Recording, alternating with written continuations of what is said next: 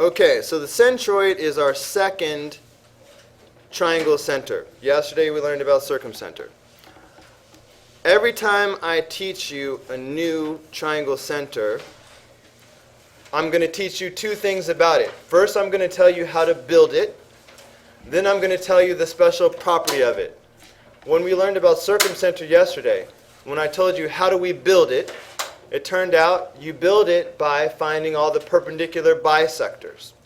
Wherever they meet, that was the circumcenter, perpendicular bisectors. For a centroid, it's all about something called a median. Where instead of perpendicular bisectors, the centroid will be where all the medians meet. That's how you build it. Now, so you have to know what a median is. So let's talk about that for a second. A median is a segment that goes from a vertex to the midpoint of the opposite side. Vertex to a midpoint, that's a median. Okay? So take your blank, yours is blank. I want you to draw 3 medians, one at a time. Okay, so for example, see if I can do this.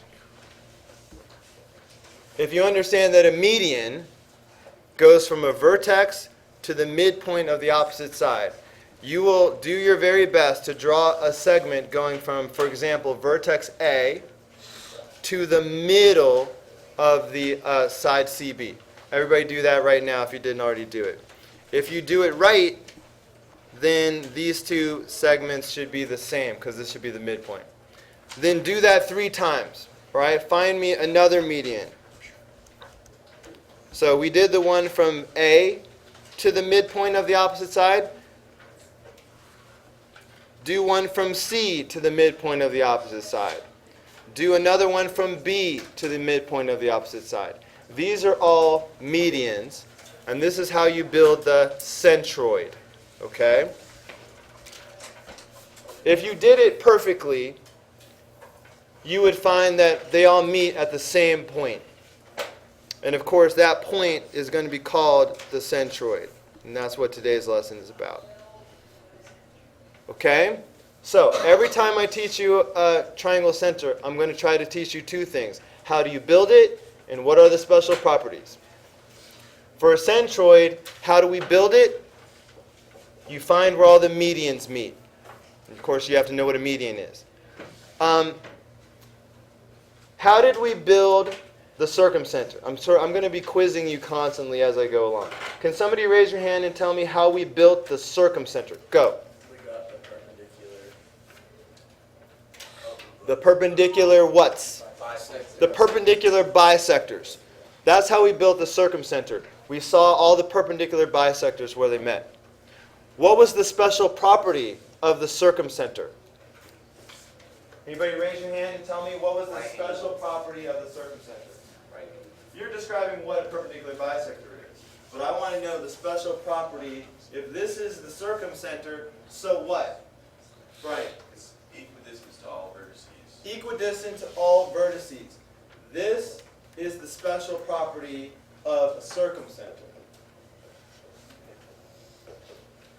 Okay? Now we need to learn the special properties of a median. And here it is right here on your paper. The special property of a median is this. Of a centroid. If this red dot right here is the centroid of this triangle, I want you to notice with me that it is not at the midpoint of this blue median. Can you see that the centroid is closer to the side than it is to the vertex? The vertex is further away. So I'm using B and S for these segments. B stands for the big part. Okay, this centroid is separating the median into 2 parts. A big part at the vertex and then a small part at the side. And then I'm using W. What do you think W represents? The whole. Okay? W is the whole thing. So I've got a big piece, a small piece, and the whole thing. Now, but it's really specific. It's not just big and small.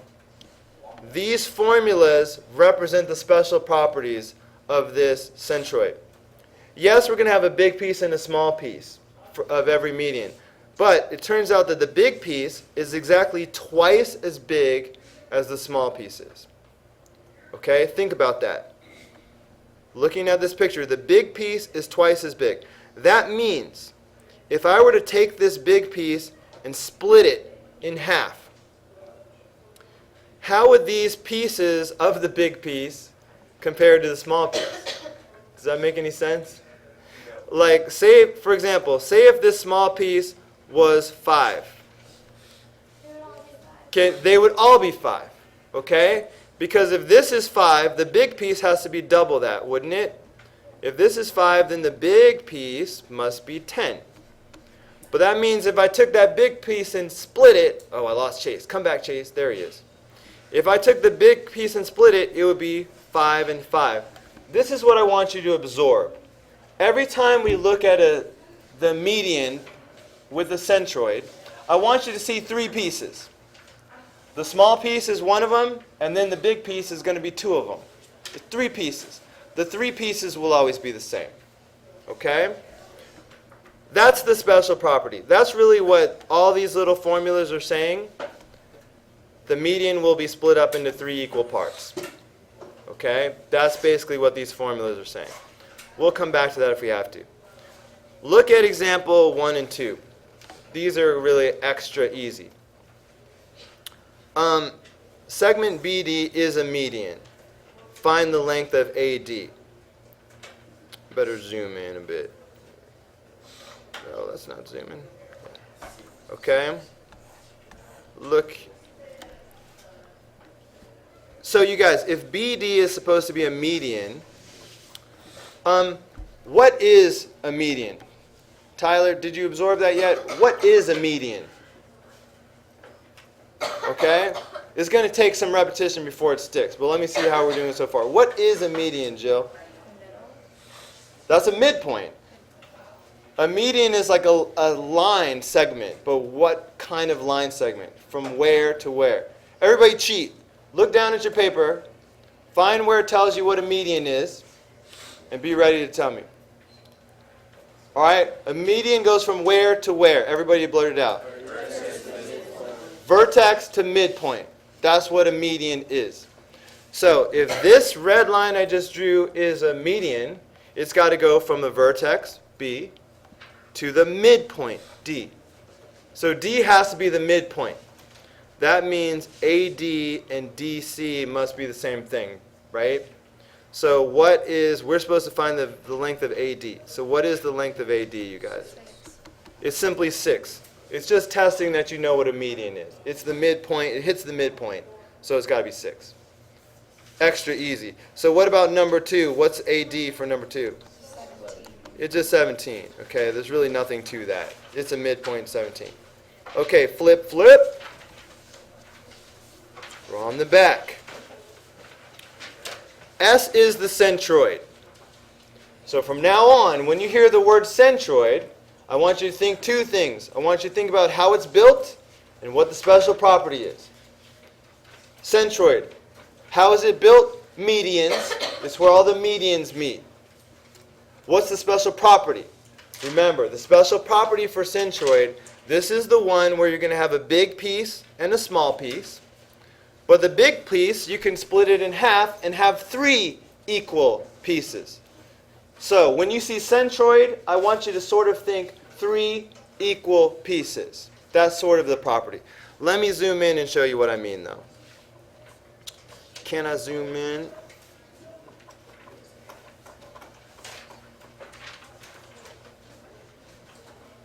Okay.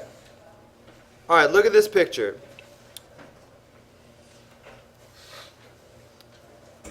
S is supposed to be the centroid.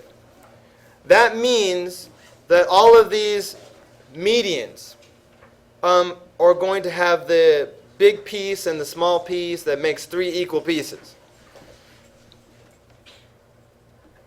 So, let me change colors for a second. All right, so look. This point S, that's supposed to be the centroid. that means I have the small piece is SU. That's my small piece. But look, let me take the big piece. Everybody do this with me. Take your big piece and put a dot or something, splitting the big piece in the middle. Once you split the big piece in the middle, guess what? We should have 3 equal pieces. Can you blurt out the size of each of the 3 equal pieces? Okay, like a third of you understood that it's going to be 2. Why? Because the big piece is 4. See it? Here's the big piece right here. And we're told, I kind of covered it up a little bit, but the big piece is 4.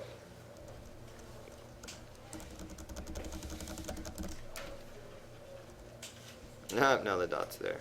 All right, anyway, the big piece is 4.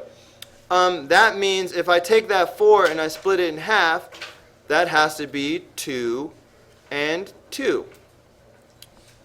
But like I said, all 3 pieces are going to be the same, so I'm going to have 2 and 2 and another 2. That's the special property of a centroid, 3 equal pieces. That's going to help me understand all kinds of things. Let's do that for, let's see. Okay, so we've got that so far. That'll answer some of the questions. I'll come back to that in a second. Look at RV with me, everybody. Daniel, can you tell me what the length of RV is going to be? Mm-hmm.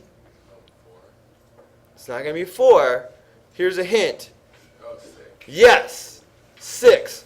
Because all of these medians hit midpoints. So V is a midpoint, U is a midpoint, Q is a midpoint. So if VW is 6, that means RV must also be 6. So RV is going to be 6. Okay, let's see how many of these questions I can answer so far. I've got to zoom back out again. This is going to bug me a little.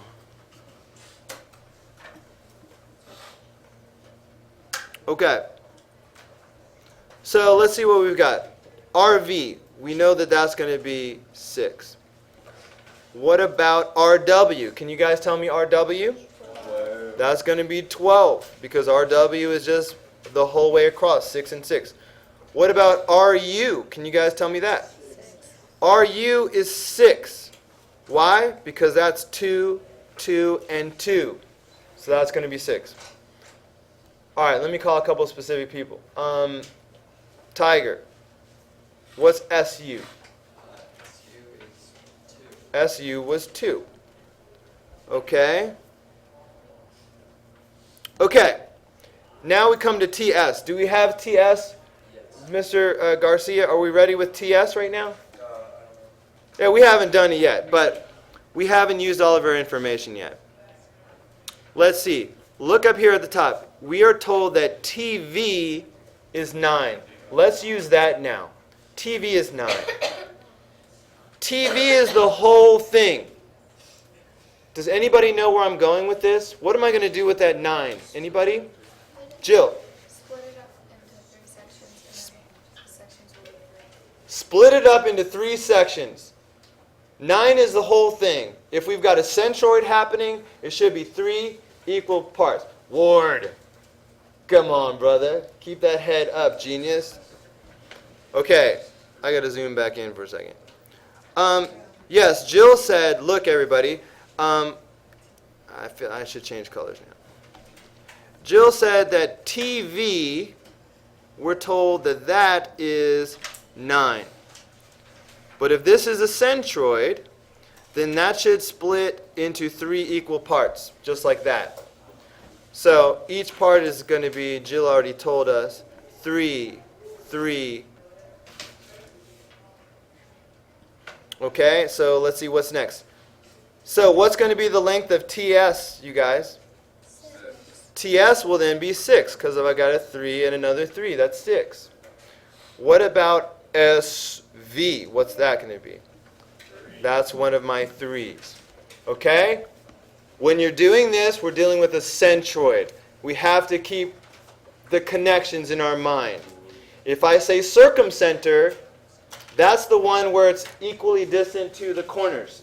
If I say centroid, That's the one where we do the 3 equal pieces. Okay, let's start to memorize that. Waiting. What's the difference? Okay, here we go. We are back in business, ladies and gentlemen.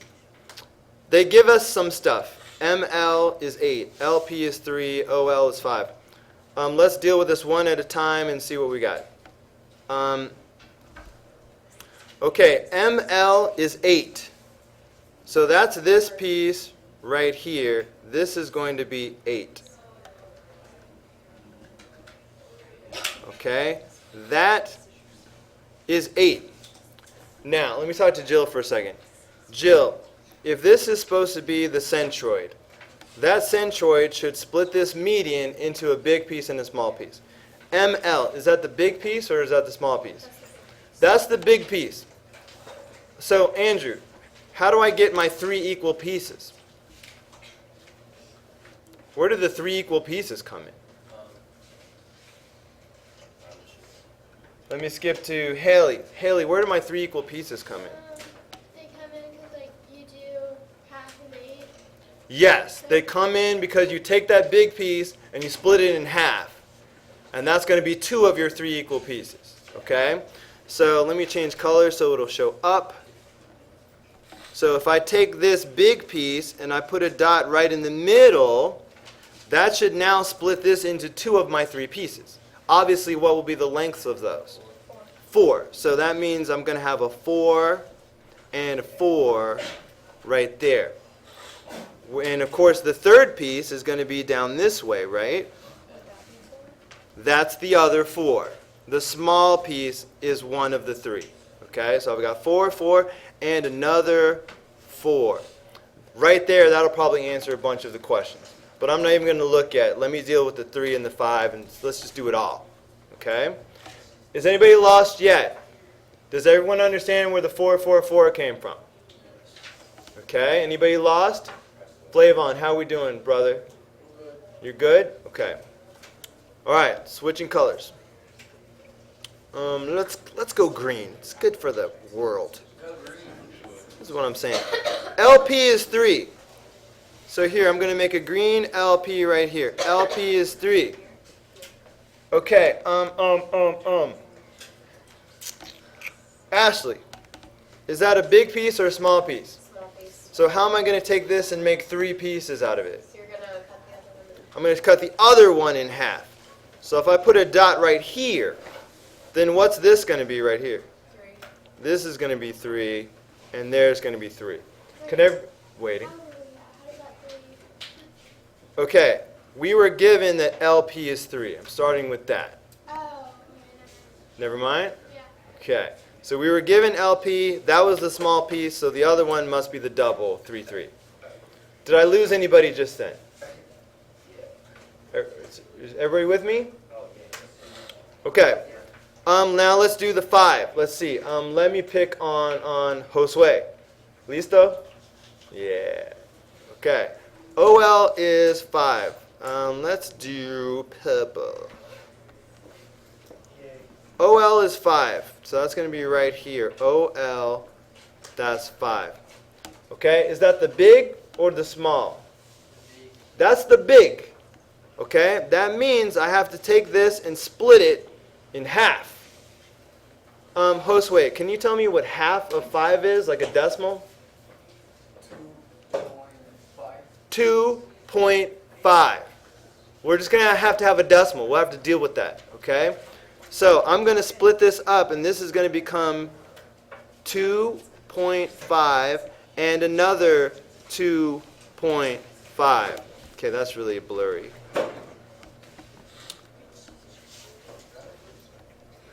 Let me try it smaller. Okay, so I'm going to have 2.5, 2.5.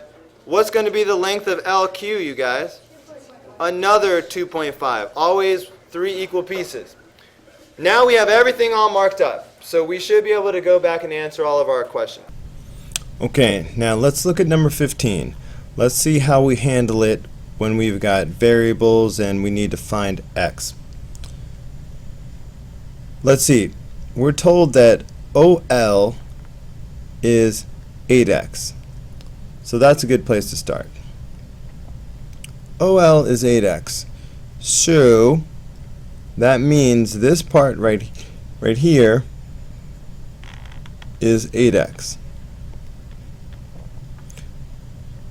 Now, these are medians. This is the centroid. So I've got the big piece and the small piece. But the centroid should help us divide this median into 3 equal parts. We can accomplish that by taking the longer part, the 8x, and splitting that into 2 pieces. So say if I split the long piece right here. Alright, if the whole length OL is 8x, then what am I going to have for the 2 pieces that I just created? Okay, hopefully you said that I'm going to have 4x and another 4x. So guess what the length of LQ is going to be then? LQ is also going to be 4x. Alright, so that's what I've got so far. Now, here's the key. When I look at the other expression, OQ, and they have 9x plus 6, our goal is to come up with another expression for OQ. I could do that because OQ is this entire length from O all the way to Q. If I look at what I've created, I can come up with a brand new expression for OQ. Looking at what I have right here, what would be another expression for the length of OQ?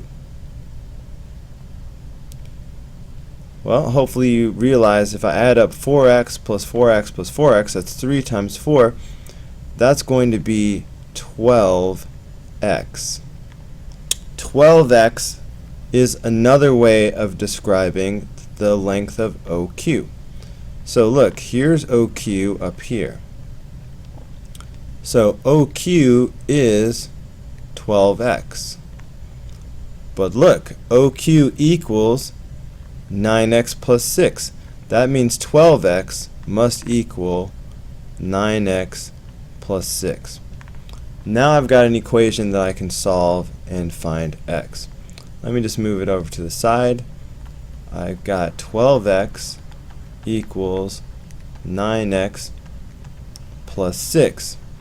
Let's go ahead and subtract. Subtract 9x from both sides like this.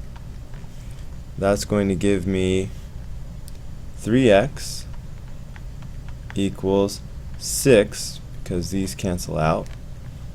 And then of course I'm going to divide both sides by 3. Divide by 3, divide by 3. So that's just going to give me x equals 2. So that is how I would solve this.